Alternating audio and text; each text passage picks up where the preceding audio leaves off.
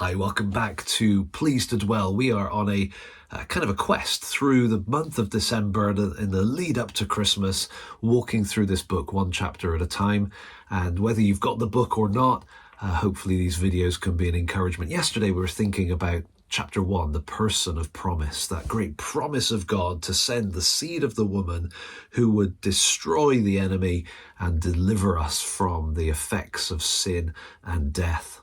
Well, chapter 2 is the presence of the promiser. In this chapter, the book looks at more details about the plan, how God reveals a little bit more and a little bit more and a little bit more as you go on through the Old Testament.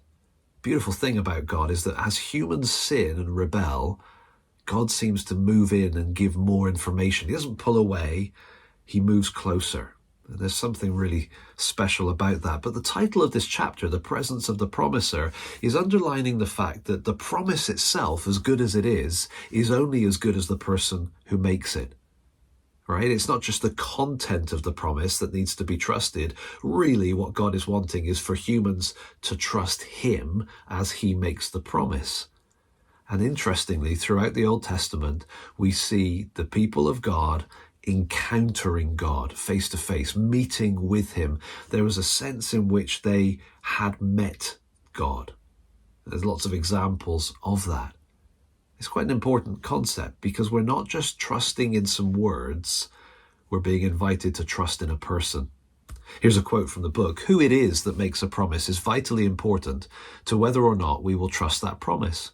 If my neighbour kindly offers to look after my house and start my car while I'm away on holiday, will I accept the offer and trust his promise to make sure all is safe and well?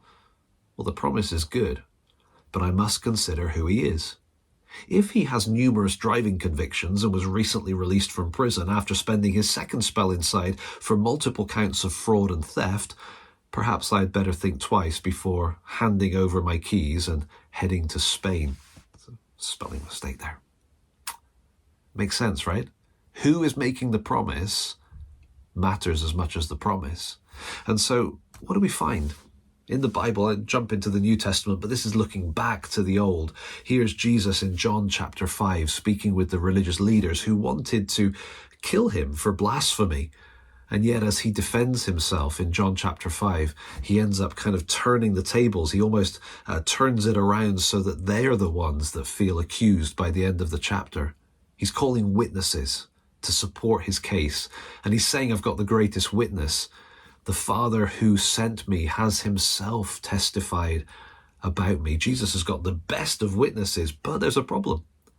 He says to them, you have not heard his voice at any time, and you haven't seen his form. You don't have his word residing in you because you don't believe the one he sent. You pore over the scriptures because you think you have eternal life in them, and yet they testify about me. Here's Jesus telling the religious leaders of Jerusalem, look, you are the Bible experts, right? You study the scriptures all day long, every day, because you think that you're going to get something from them. You think that you have eternal life in them, that they're going to give you the information you need so that you can achieve your goals. But actually, what is the point of their Old Testament scrolls? What is going on in there? Look at these last words here. They testify about me. That's the purpose. That's why yesterday we said, as you're reading through the Bible, be looking for Jesus, look for him. Why? Because that's what the scriptures are about. And incredibly and amazingly, as you read through the Old Testament, you'll find a whole host of occasions where it's not just talking about Jesus, but it seems like he's actually there.